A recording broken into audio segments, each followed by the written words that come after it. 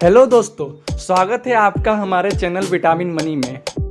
दोस्तों, जीडीपी ये शब्द पता नहीं आपने कितनी बार सुना होगा। आपने अखबारों में पढ़ा होगा, आपने टीवी में सुना हो। चलिए जानते हैं जीडीपी होता क्या है, वो भी एकदम आसान भाषा में। क्या है ये जीडीपी? जीडीपी का फुल फॉर्म होता है ग्रॉस डोमेस्टिक प्रोडक्ट। किसी भी निश्चित समय और किसी भी निश्चित सीमा के अंतर्गत सभी वस्तुएं और सेवाओं के कुल मौद्रिक मूल्य को जीडीपी यानी सकल घरेलू उत्पाद कहते हैं। अब आप सोच रहे होंगे कि वस्तु और सेवा के बीच में क्या अंतर है और कुल मौद्रिक का क्या अर्थ होता है।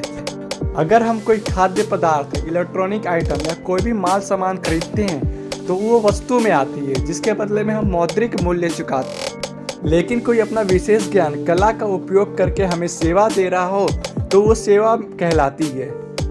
जैसे कि डॉक्टर हमारा इलाज करता है या फिर बार्बर हमारे बाल काटता है, जिसके बदले हम उसे उसकी कीमत देते हैं। अब जानते हैं कुल मौद्रिक मूल्य का अर्थ क्या होता है। कुल मौद्रिक मूल्य का अर्थ होता है उसकी बाजारी कीमत, यानी कि कोई वस्तु हमने खरीदी तो उसके बदले में कितनी रकम चुकाई, या फिर कोई सेवा हमने प्राप्त किया तो उसके बदले में हमने कितना भुगतान किया।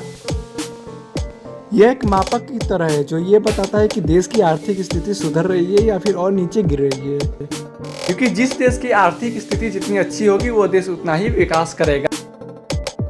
यूं तो इसकी गणना सालाना होती है, पर भारत में इसे हर 3 महीने में भी आंका जाता है।